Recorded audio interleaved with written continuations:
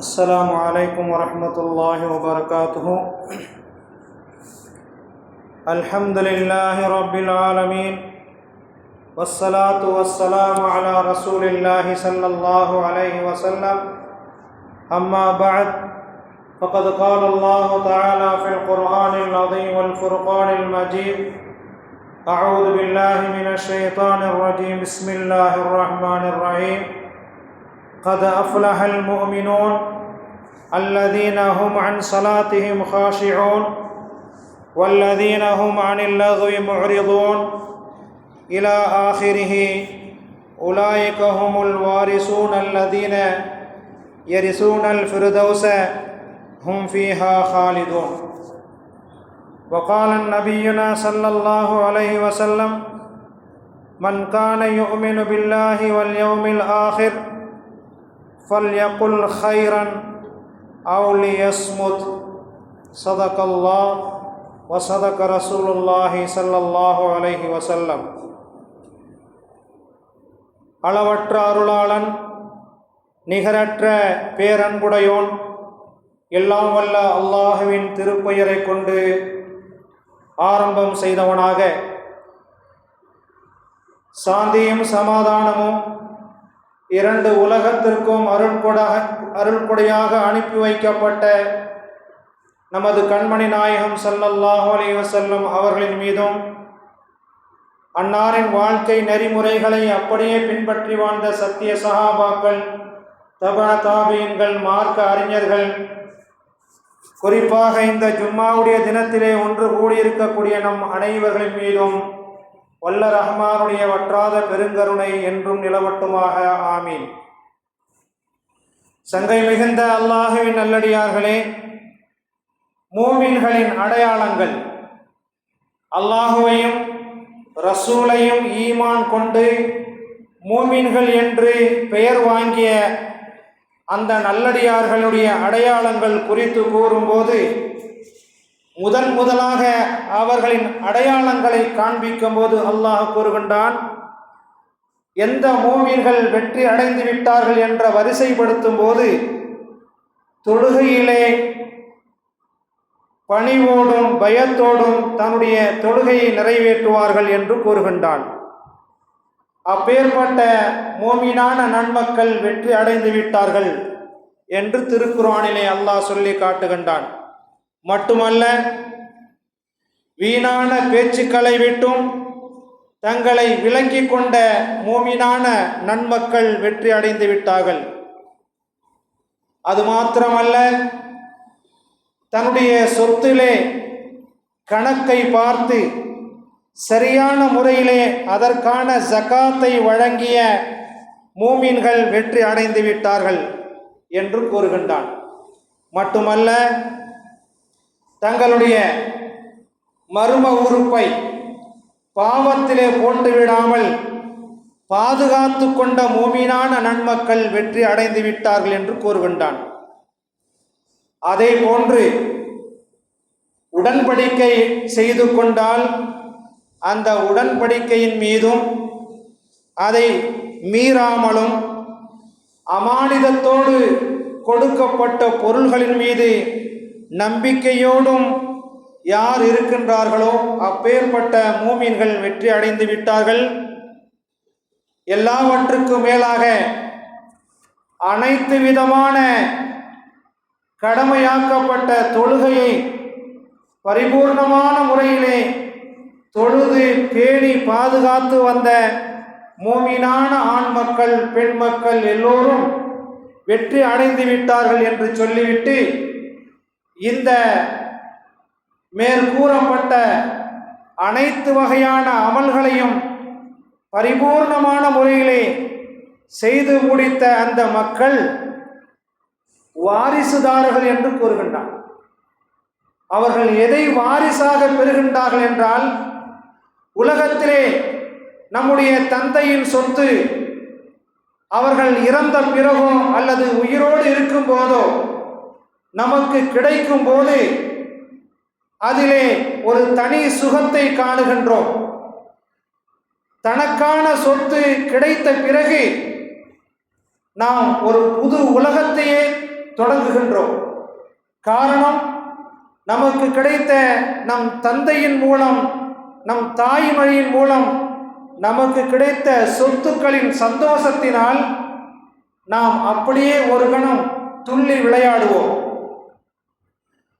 ஆக மொத்தத்திலே தன்னுடைய தந்தையின் எல்லா சொத்துக்களுக்கும் தன்னுடைய பிள்ளைகள் எப்படி வாரிசுதாரர்களாக ஆகின்றார்களோ அதை போன்று மேற்குறிப்பிட்ட அடையாளங்கள் சொல்லப்பட்ட எல்லா செய்திகளையும் சரியான முறையிலே நிறைவேற்ற மூமின்கள் வாரிசுதாரர்கள் என்று கூறுகின்றார். அவர்கள் பெற்ற சொத்து என்னவென்றால், அல்லதீன எரிசூனல் ஃபிர்தௌஸ, ஃபிர்தௌஸ் என்னும் சொர்க்கத்தை வாரிசாக பெற்ற மக்கள் அவர்கள் என்று கூறுகின்றான். இப்படிப்பட்ட தூய்மையான வாழ்க்கையை வாழக்கூடிய எல்லா மக்களுமே அல்லாஹ்விடத்திலே வெற்றி அடைகின்றார்கள். பெருமானார் ஸல்லல்லாஹு அலைஹி வஸல்லம் அவர்களை நமது வழிகாட்டியாகவும் நமது உயிருக்கு உயிராகவும் நேசிக்கக்கூடிய நாம் அவர்கள் காட்டிய வழிமுறைகளை அவர்கள் உயிரோடு சமகாலத்திலே வாழ்ந்த தோழர்கள் எப்படி பின்பற்றினார்களோ அதே போன்று நாமும் பின்பற்றி வாழ்ந்தால் நிச்சயமாக நம்முடைய ஈமான் மாத்திரமல்ல, நமக்கு கிடைக்கக்கூடிய ஹிதாயத் என்னும் விலை மதிக்க முடியாத சொத்தை அல்லாஹ் தஆலா நமக்கு நசீபாக ஆக்கி வைப்பான். அப்பேற்பட்ட நசீபை அல்லாஹ் நமக்கு தந்தருள்வானாக. ஆமீன். நபி ஸல்லல்லாஹு அலைஹி வஸல்லம் அவர்கள் எந்த காரணமும் இல்லாமல் ஒரு செய்தியை சொல்ல மாட்டார்கள். அப்படிப்பட்ட செய்திகளில் ஒன்றுதான், தனது ஜீவிய காலத்திலே வாழ்ந்த சஹாபா பெருமக்களை பற்றி உயர்வாக கூறுவார்கள். அன்சாரி தோழர்களை ஒரு விதமாக கூறினாலும் கூட முஹாஜிரின் தோழர்களை வேறு விதமாக கூறுவார்கள். அன்சாரிகளுடைய ஈமான் தான் உயர்வான ஈமான் என்று ஒரு பக்கத்திலே சொல்லுவார்கள். அதே போன்று தம்மிடம் தான் ரொம்ப நெருங்கிய காலத்திலே, அதாவது கஷ்டமான இக்கட்டான மதீனா மக்காவை விட்டு விரட்டி அடிக்கப்பட்ட நேரத்திலே தன்னோடு கைகோர்த்து வந்த முஹாஜிரின்கள் இருக்கின்றார்களே, அவர்களையும் விட்டு கொடுக்காமல் பெருமானார் ஸல்லல்லாஹு அலைஹி வஸல்லம் அவர்கள் கூறுவார்கள்.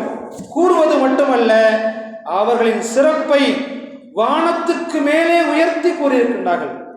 அஸ்ஹாபி கன் நுஜூம், வானத்திலே பல கோடி மைல்களுக்கு அப்பால் ஒட்டப்பட்டிருக்கக்கூடிய அந்த நட்சத்திரம் எப்படி மின்னுகின்றதோ, ஒளி வீசுகின்றதோ, பிரகாசம் தருகின்றதோ, அதை போன்று என் காலத்திலே வாழ்ந்த என் சஹாபா பெருமக்கள் இருக்கின்றார்கள் என்று சொல்லிவிட்டு, ஏன் அவ்வளவு பெரிய பெருமை பாராட்டி கூறுகின்றார்கள் தன் தோழர்களை என்று பார்த்தால், ஏன் அப்படி தெரிந்தால், ஏன் அப்படி சொன்னார்கள் என்றால், நபியின் வார்த்தையை நபியின் வாழ்க்கையாக கருதினார்கள். நபியின் வார்த்தையை தங்களுடைய வாழ்க்கையாக கருதினார்கள். 100% தங்களுடைய வாழ்க்கை நெறிமுறைகளை தன் நபி அவர்கள் எந்த கோணத்திலே அமைத்தார்களோ, எந்த புள்ளியின் பக்கம் சென்றார்களோ அதே திசையிலே அமைந்ததின் காரணமாகத்தான் சஹாபா பெருமக்கள் ரலியல்லாஹு அன்ஹும், அல்லாஹ் அவர்களை பொருந்து கொள்வானாக என்று நாம் துஆ செய்கிறோம். அப்பேற்பட்ட பாக்கியம் நமக்கு கிடைக்க வேண்டுமானால் அந்த கருத்தை ஒத்ததை போன்று அல்லாஹ் தஆலா திருக்குர்ஆனிலே கூறுகின்றான், ஃபைன் ஆமனு பிமிஸ்லி மா ஆமன்தும் பிஹி ஃபகத் இஹ்ததௌ, அவர்கள் ஈமான் கொண்டதை போன்று நீங்களும் ஈமான் கொண்டு உங்களின் ஈமான் பிரகாசத்தினால் ஜொலித்தால் அவர்களுக்கு எப்படி ஹிதாயத் என்னும் விலை மதிக்க முடியாத சொத்தை அல்லாஹ் தஆலா கொடுத்தானோ அதே ஹிதாயத்தை அல்லாஹ் நமக்கு நசீபாக்குவான். ஏன் இவ்வளவு உயர்வாகவும் பெருமையாகவும் நபி ஸல்லல்லாஹு அலைஹி வஸல்லம் அவர்கள் தன் தோழர்களை குறித்து கூறுகின்றார்கள்? அவர்கள் எந்த அளவுக்கு கட்டுப்பட்டார்கள் என்றால், நபியின் ஒவ்வொரு அசைவுகளையும் கவனித்து பார்த்து வந்தார்கள் நபி தோழர்கள். நபி ஸல்லல்லாஹு அலைஹி வஸல்லம் அவர்கள் ஒரு கூட்டத்திலே அமர்ந்திருக்கும் போது சிரிக்கின்றார்கள். அதை பார்த்துவிட்டு வேறொரு கூட்டத்திலே உட்கார்ந்து ஒரு சஹாபி சிரிக்கின்றார். ஏன் என்று கேட்கின்றார் மற்ற சஹாபி. பெருமானார் ஸல்லல்லாஹு அலைஹி வஸல்லம் அவர்கள் இந்த கூட்டத்திலே இந்த செய்தியை சொல்லும் போது சிரித்தார்கள். அதனால் நானும் சிரித்தேன். பெருமானார் ஸல்லல்லாஹு அலைஹி வஸல்லம் அவர்கள் சிரித்தார்கள். அது ஒரு சுன்னத். அந்த சுன்னத்தை நான் ஹயாத்தாக்குகின்றேன். இதுதான் பெருமானார் ஸல்லல்லாஹு அலைஹி வஸல்லம் அவர்கள் தன் தோழர்களை பெருமையாக கூறுவதற்கு காரணம். ஏராளமான காரணங்கள் இருக்கின்றன. புகாரியிலே வரக்கூடிய ஒரு சம்பவம், அற்புதமான ஒரு சம்பவம். பர்ரா இப்னு ஆசிப் என்ற நபி தோழர் அவர் அறிவிக்கின்றார்கள், நபிகள் நாயகம் ஸல்லல்லாஹு அலைஹி வஸல்லம் அவர்கள் மதீனாவுக்கு வந்த பிறகு சுமார் 16-17 மாதங்கள் அங்கே தங்கியிருக்கும் போது சட்டங்கள் பிறப்பிக்கப்படாத காலத்திலே பைத்துல் முகத்தஸை நோக்கி தொழுது கொண்டிருந்த அந்த காலம், நபி ஸல்லல்லாஹு அலைஹி வஸல்லம் அவர்கள் காபாவை நோக்கி தொழ வேண்டும் என்ற சட்டங்கள் வருவதற்கு முன்பாக நபிகள் நாயகம் ஸல்லல்லாஹு அலைஹி வஸல்லம் அவர்கள் மதீனாவிலே தங்கியிருக்கும் போது 16-17 மாதங்கள் கடந்து விட்டன. என் மனம் காபாவை நோக்கி தொழ வேண்டும் என்று ஆசைப்படுகிறேன் என்று தன் பாட்டனார் அப்துல் முத்தலிபிடம் கூறுகின்றார். ஆனால் அதுவரை பைத்துல் முகத்தஸை நோக்கி தொழுது கொண்டிருந்தார்கள் பெருமானார் ஸல்லல்லாஹு அலைஹி வஸல்லம் அவர்கள். அப்போது ஒரு நாள் காபாவை நோக்கி நபிகள் நாயகம் ஸல்லல்லாஹு அலைஹி வஸல்லம் அவர்கள் அந்த திசையை நோக்கி தொழுத தொழுகை அசருடைய தொழுகை. அசருடைய தொழுகையை நபிகள் நாயகம் ஸல்லல்லாஹு அலைஹி வஸல்லம் அவர்கள் காபாவை நோக்கி தொழுகின்றார்கள்.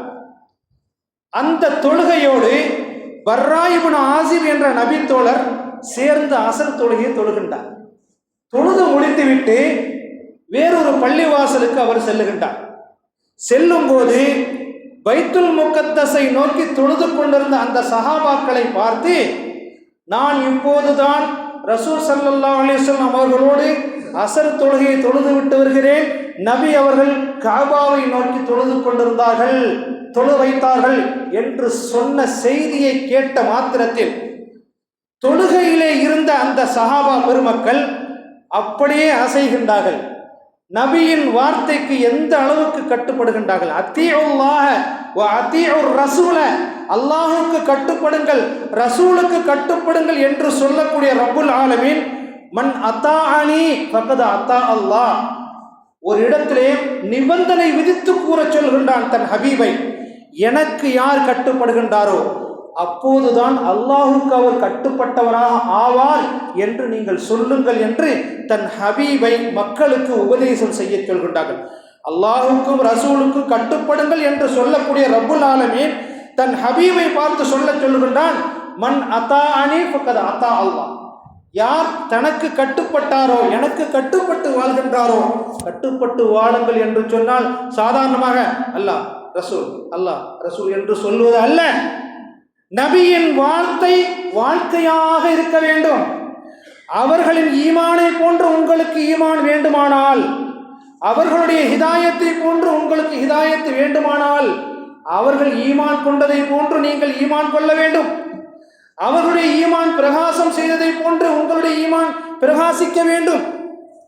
ஆக மொத்தத்திலே அந்த பர்ரா இப்னு ஆசிப் என்ற நபி தோழர் சொன்ன மாத்திரத்திலே அசர் தொழுது கொண்டிருந்த, அதாவது பைத்துல் முகத்தஸை நோக்கி வேறொரு பள்ளியிலே தொழுது கொண்டிருந்த அந்த சஹாபா பெருமக்கள் சேர்ந்து தொழுந்து அந்த செய்தியை சொன்ன பிறகு அப்படியே தொழுகையில் இருந்த நிலையிலேயே நபி ஸல்லல்லாஹு அலைஹி வஸல்லம் அவர்களை பின்பற்ற வேண்டும் என்ற நிலையை உண்டாக்கினார்கள். அதிலே ஒரு சஹாபி கேட்கின்றார், யா ரசூலல்லாஹ்,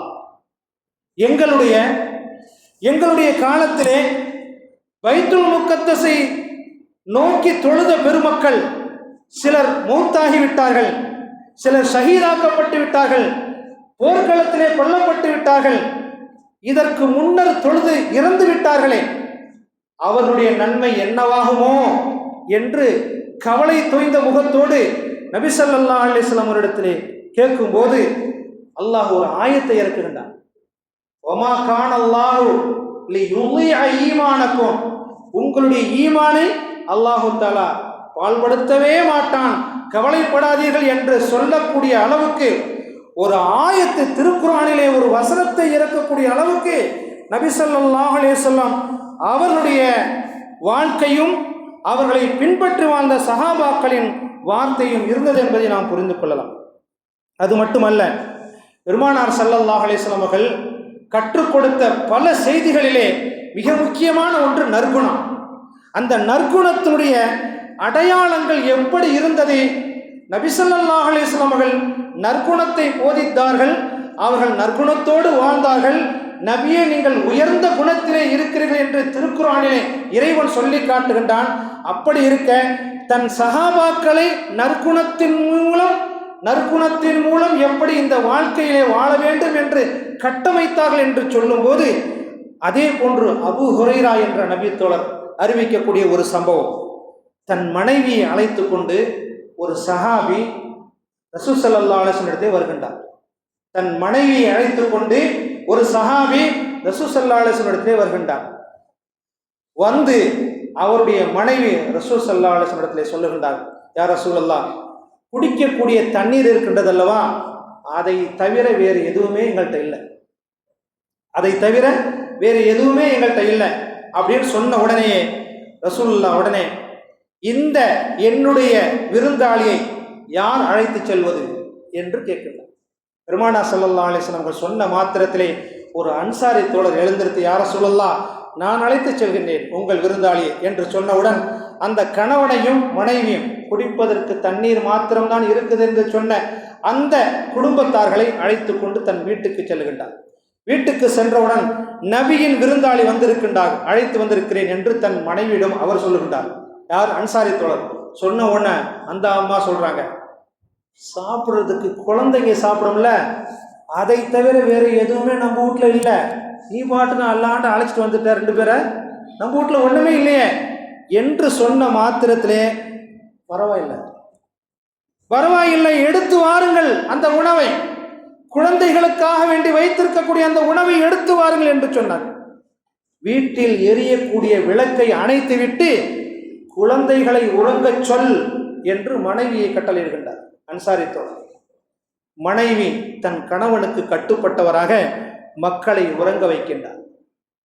பிறகு விருந்தாளிகளை அழைத்து வந்து உணவு கொடுக்கும் நேரத்திலே விளக்கை சரி செய்வதை போன்று செய்து விளக்கை அணைத்து விடுங்கள் என்று. விருந்தாளிகளை சாப்பிடுவதற்காக வேண்டி அழைக்கக்கூடிய நேரத்திலே விளக்கை சரி செய்வதை போன்று செய்து சமிக்கினை செய்து விளக்கை அணைத்து விடுங்கள் என்று அன்சாரி தோழர் தன் மனைவிக்கு உத்தரவிடுகின்றார். அப்படியே செய்து முடித்தார் மனைவி. கணவனும் மனைவியும் தண்ணீர் கூட இல்லை என்று சொன்னார்களே, அந்த இரண்டு குடும்பத்தார்களும் இருவர்களும் கணவனும் மனைவியும் நன்றாக சாப்பிடுகின்றார்கள், நன்றாக உறங்குகின்றார்கள். மறுநாள் காலையிலே விடுகின்றது. அன்சாரி தோழரும் தன் மனைவியை அழைத்து கொண்டு நபி ஸல்லல்லாஹு அலைஹி வஸல்லம் அவர்களை சந்திக்க செல்கின்றார்கள். நபிகள் நாயகம் ஸல்லல்லாஹு அலைஹி வஸல்லம் அவர்கள் அந்த சஹாபியையும் அன்சாரி தோழரையும் அவருடைய மனைவியையும் பார்த்து சொல்லுகின்றார்கள், நீங்கள் நேற்று இரவு நடத்திய அதிசய நிகழ்ச்சியை கண்டு அல்லாஹ் சிரிக்கின்றான். நீங்கள் நடத்திய அதிசய அந்த சம்பவம் குறித்து அல்லாஹ் சிரிக்கின்றான் என்று சொல்லிவிட்டு, அல்லாஹு தஆலா உங்களுக்காக வேண்டி இந்த ஆயத்தையே இறக்கி வைத்தான் என்று சொல்லி, யுக்திரூன அலா அன்ஃபுஸிஹிம் வலவ் கான பிஹிம் ஹஸாஸா, எத்தனை வறுமையான நிலையில் தனது நபி நற்குணத்தோடு வாழ்ந்தார்களோ அதே குணத்தோடு கட்டுப்பட்டவர்களாக தனது வாழ்க்கையை நபி தோழர்கள் அமைத்து கொண்டார்கள் என்பதை மேற்கூறிய வரலாறு நமக்கு தெளிவுபடுத்துகின்றன. குர்ஆனில் இருக்கக்கூடிய ஒரு வசனத்தையே இறக்கி தரக்கூடிய அளவுக்கு நபி ஸல்லல்லாஹு அலைஹி வஸல்லம் அவர்கள் கட்டமைத்த தோழர்களின் நற்குணங்கள் உயர்ந்திருக்கிறது என்றால், அந்த நற்குணம் அவர்களை புகழின் உச்சிக்கு அழைத்து சென்று விட்டது என்பதை நாம் தெளிவாக சொல்லலாம். சஹாபாக்கள் தங்களின் ஈமானின் அளவை அதிகப்படுத்திக் கொண்டே இருந்தார்கள். ஐதா துலியத் அலைஹிம் ஆயாத்துஹு ஸாதத்துஹும் ஈமானா, அவர்களிடத்திலே திருக்குர்ஆனை ஓதி காண்பிக்கப்பட்டால் அவர்களின் ஈமான் அதிகரித்துக் கொண்டே இருக்கும் என்று சில நன்மக்களை பற்றி அல்லாஹ் தஆலா புகழ்ந்து பாராட்டுகின்றான். அப்பேற்பட்ட நன்மக்களிலே சேர்ந்தவர்கள் தான் சஹாபா பெருமக்கள். அவர்களை போன்று நாமும் நமது ஈமானின் அளவை அதிகப்படுத்தினால் நிச்சயமாக ஹிதாயத் என்னும் பொக்கிஷம் நமக்கு நசீபாகும் என்பதை நாம் புரிந்து கொள்ள வேண்டும். ஈமானின் பிரகாசத்தோடு நாம் செய்யக்கூடிய ஒவ்வொரு அமல்களின் கூலியும் அல்லாஹ் பாதுகாத்து வைத்திருக்கின்றான். அல்லாஹ் பாதுகாத்து வைத்திருக்கின்றான். 1000 ரூபாய் இருக்குது கையில, ஒருத்தர் தர்மம் கேட்கிறாரு, 100 ரூபாயை கொடுத்துட்டோம் யோசிக்காம. பிறகு பார்த்த உடனே 900 ரூபாய் தான் இருக்குது, என்ன இது இந்த மாதிரி திடீர்னு நான் கொடுத்துட்டேனே என்று யோசிக்காதீர்கள். அதன் நன்மை பாதுகாக்கப்படுகின்றது. அம்பூசிக்கும் 1000 ரூபாயை அல்லாஹுக்காக வேண்டி 900 ரூபாயாக ஆக்கினாயே, அந்த நன்மை அல்லாஹ்விடத்திலே பாதுகாக்கப்படுகின்றது. அது உனக்காக வேண்டி செய்த நன்மை. வமாத்து கத்திமொழி அன்பூசிக்கும், உங்களின் நஃப்ஸுக்காக வேண்டி நீங்கள் முற்படுத்திய நற்கர்மங்கள் தஜிதூஹு இந்தல்லாஹ், அல்லாஹ்விடத்திலே நீங்கள் பெற்றுக்கொள்வீர்கள் என்று திருக்குர்ஆனில் அல்லாஹ் சொல்லுகின்றான். ஒவ்வொரு செல்வந்தர்களும் எல்லாம் புரிஞ்சுக்கணும், ஒவ்வொரு செல்வந்தர்களும் ஈமானோடு ஒரு ஏழை குடும்பத்தை தத்தெடுத்தால் அதன் நன்மை மறைக்கப்பட்டிருக்கின்றது. கைரு மம்னூன், கைரு மம்னூன் என்று அல்லாஹ் கூறுகின்றான். ஒரு பணக்காரர், ஒரு வசதி படைத்தவர் ஒரு ஏழ்மையான குடும்பத்தை தத்தெடுத்து போதுமான அளவுக்கு இவர்களுக்கு நாம் கொடுக்க வேண்டும் மாதா மாதம் என்று எண்ணி அவர் கணக்கை எடுத்து வைத்துவிட்டால் அதன் நன்மை நிச்சயமாக அல்லாஹ்விடத்திலே பாதுகாக்கப்படுகின்றது. எல்லா காலத்திலும் என் பெற்றோர்களோடு, எல்லா காலத்திலும் என் பெற்றோர்களோடு சந்தோஷத்தோடு இருப்பேன் என்று எண்ணி ஒரு மனிதர் நினைத்து வாழ்ந்தால் அந்த கூலி பாதுகாக்கப்படுகின்றது, அல்லாஹ்விடத்திலே பாதுகாக்கப்படுகின்றது. ஈமானோடு செய்யப்பட்ட ஹஜ்ஜு, அந்த நன்மை இறைவனிடத்திலே பாதுகாக்கப்படுகின்றது. நல்லோர்கள் இறந்துவிட்டால் எல்லோர்களையும் போன்று துன்புறுத்தப்படுவார்கள் என்ற கணக்கு அல்ல. கெட்டவர்கள் துன்புறுத்தப்படுவார்கள் மண்ணறையிலே. ஆனால் நல்லவர்களை பற்றி பெருமானார் ஸல்லல்லாஹு அலைஹி வஸல்லம் அவர்கள் கூறினார்கள், நும் கனௌமத்தல் அரூஸ், புது மாப்பிள்ளை தூங்குவதை போன்று நீங்கள் தூங்குங்கள். அல்லாஹ் எப்போது உலகத்தை அழித்து கியாமத் என்னும் நாளை உருவாக்குவானோ அந்த நேரம் வரை புது மாப்பிள்ளை தூங்குவதை போன்று நீங்கள் தூங்குங்கள் என்று அல்லாஹு தஆலா நல்லோர்கள் குறித்து சிறப்பித்து பெருமானார் ஸல்லல்லாஹு அலைஹி வஸல்லம் அவர்கள் கூறுகின்றார்கள். எப்போதோ செய்த ஹஜ்ஜுடைய நன்மை எப்படி பாதுகாக்கப்படும்? கிடைக்கும்.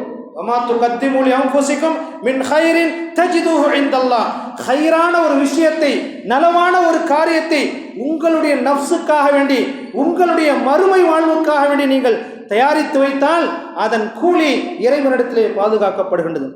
உறுதியான ஈமானோடு வைக்கப்படக்கூடிய நோன்பின் நன்மைகள், உறுதியான ஈமானோடு வைக்கக்கூடிய நோன்பின் நன்மைகள், வருடத்துக்கு ஒரு முறை தனது சொத்தை கணக்கு பார்த்து ஈமானோடு ஜக்காத்தை கொடுத்து விட்டால் அதன் கூலி, இவைகள் எல்லாமே பாதுகாக்கப்படுகின்றன.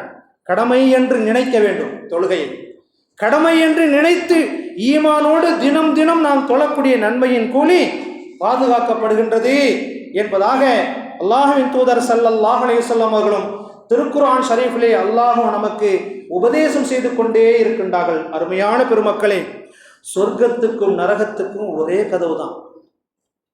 சொர்க்கத்துக்கும் உலகத்துக்கும் ஒரே கதவு தான். உலகத்தில் வாழும்போது என்ன அந்த கதவு? நம்முடைய நாவு தான். நல்ல வார்த்தைகளை பேசினால் நன்மை பிறக்கும், தீய வார்த்தைகளை பேசினால் தீமை பிறக்கும். ஒரு வார்த்தை வெல்லும், ஒரு வார்த்தை கொல்லும் என்று தமிழிலே சொல்லுவார்கள். அதுபோன்று மனிதனுடைய அனைத்து உறுப்புகளும் ஃபஜ்ருடைய நேரத்திலே எழுந்து நின்று முறையிடுகின்றன. மனிதனுடைய அனைத்து உறுப்புகளும் விடிந்த பொழுது காலையிலே மன்றாடுகின்றது நாவை பார்த்து, தயவு செய்து நீ உள்ளே இருந்து கொள், வந்து விடாதே. நாவை பார்த்து அனைத்து உறுப்புகளும் சொல்லுகின்றது, நீ உள்ளே இருந்து கொள், நாங்கள் நன்றாக இருப்போம். நீ எப்போதெல்லாம் வெளியாகி விட்டாயோ எங்களை அடித்து சாத்தி போட்டுருவான், அடி கொண்டுறோம் எங்களுக்கு என்று எல்லா உறுப்புகளும் மன்றாடுகின்றது என்று பெருமானார் ஸல்லல்லாஹு அலைஹி வஸல்லம் அவர்கள் கூறுகின்றார்கள். மன் கான யுமினு பில்லாஹி வல் யௌமில் ஆகிர், அல்லாஹ்வையும் கியாமத் நாளையும் நம்பிக்கை கொண்ட மூமின்கள் நல்லதை சொல்லட்டும் அல்லது வாய்மூடி இருக்கட்டும் என்பதாக பெருமானார் ஸல்லல்லாஹு அலைஹி வஸல்லம் அவர்கள் சொன்னார்கள். மன் சகத சலிம ஒமன் சலிம நஜா, எவர் ஒருவர் வாய் மூடி இருக்கின்றாரோ அவர் வெற்றி அடைந்து விட்டார், வாய் மூடி இருந்தவர் தியாகி ஆகிவிட்டார்.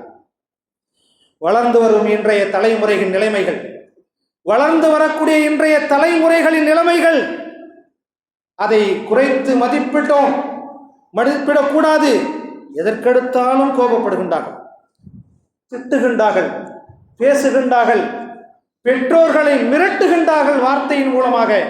எத்தனையோ தாயும் தந்தைகளும் மனம் நோகும்படி சொல்லுகின்றார்கள்.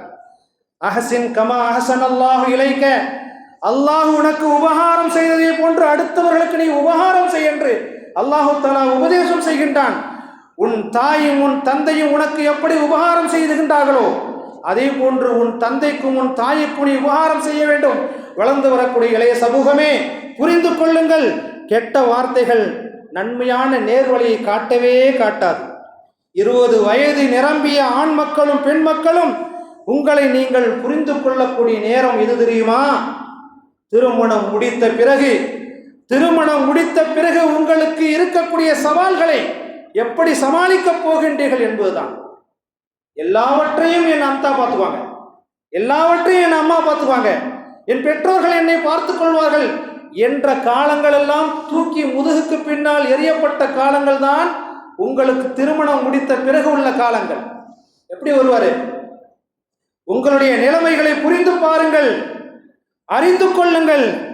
அவர்கள் எப்போது தேவைப்படுகின்றார்கள்? உங்களுடைய திருமண வாழ்க்கைக்கு முன்னால் சந்தோஷமாக சிறகடித்து பறந்த அந்த காலங்கள் உங்களுக்கு எப்போது கை கொடுக்கும் என்றால், நீங்கள் திருமணம் முடித்த பிறகு நீங்கள் சந்திக்கக்கூடிய சவால்கள். எங்க அம்மாவை எங்க அத்தாவை பார்த்துக்குவாங்க என்று சொன்ன காலங்கள் எல்லாம் போயிடும். அப்போ நம்மள்கிட்ட இருக்காது. நாம் தனி மரமாக நின்று சமாளித்து எதிர்நீச்சல் போட்டு கொண்டு வர வேண்டும். அந்த நேரத்தில் தான் நமக்கு தேவைப்படும் நற்குணங்களும் நல்ல ஒழுக்கங்களும். வாழ்க்கை எதுவென்று புரியக்கூடிய வயது வரும்போது இவைகளெல்லாம் உங்களுக்கு அவசியம் என்பதை இளைஞர் பெருமக்கள் புரிந்து கொள்ள வேண்டும். ஈமானை பாதுகாக்க வேண்டும், நாவை பாதுகாக்க வேண்டும். நபிகள் நாயகம் ஸல்லல்லாஹு அலைஹி வஸல்லம் அவர்கள் கூறினார்கள், ஷைத்தான் உங்களிடத்திலே வந்து வானத்தை யார் படைத்தா என்று கேட்பான், அல்லாஹ் என்று சொல்லுவோம். பூமியை யார் படைத்தது என்று கேட்பான், அல்லாஹ் என்று சொல்லுவோம். வானத்தையும் பூமியையும் நட்சத்திரையும் சூரியனையும் சந்திரனையும் படைத்தது யார் என்று கேட்பான் ஷைத்தான். நாம் அல்லாஹ் என்று கூறுவோம்.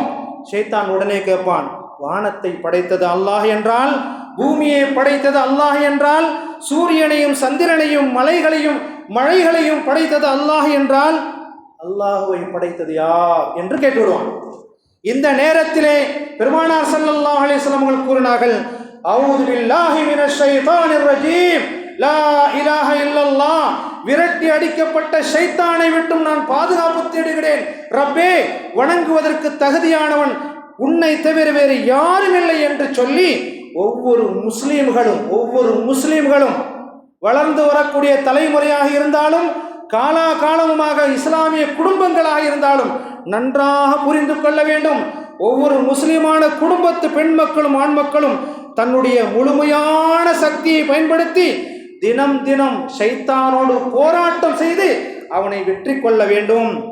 இதுதான் ஈமானின் தெளிவுக்கும் பிரகாசத்துக்கும் காரணமாக அமையும் என்பதை புரிந்து கொண்டு அல்லாஹுக்கும் ரசூலுக்கும் கட்டுப்பட்டு நடக்கக்கூடிய நன்மக்களாக, 5 நேர தொழுகையை தவறாமல் தொழக்கூடிய மக்களாகவும், எப்படி ஈமானின் பிரகாசத்தோடு நபி ஸல்லல்லாஹு அலைஹி வஸல்லம் அடையாளம் காட்டிய சஹாபா பெருமக்கள் வாழ்ந்தார்களோ, அடையாள சின்னங்களாக அவர்களை உதாரணங்களாக எடுத்து அவர்கள் சென்ற வழியை போன்று நாமும் செல்ல வேண்டும் என்று நல்ல எண்ணத்தோடு வாழக்கூடிய பாக்கியத்தையும், வாழக்கூடிய காலங்களிலே அல்லாஹுக்கும் ரசூலுக்கும் தாய்க்கும் தந்தைக்கும் கட்டுப்படக்கூடிய பிள்ளைகளாகவும், கடைசி நேரத்திலே சக்ராத்துடைய நேரத்திலே லா இலாஹ இல்லல்லாஹ் முஹம்மதுர் ரசூலுல்லாஹ் என்று திருக்கலிமாவை ஓதக்கூடிய பாக்கியத்தை அல்லாஹ் தஆலா நம் நாவுக்கு தந்தருள்வானாக. வஆகிரு தஅவானா அல்ஹம்துலில்லாஹி ரப்பில் ஆலமீன். அஸ்ஸலாமு அலைக்கும் வரஹ்மத்துல்லாஹி வபரகாத்துஹு.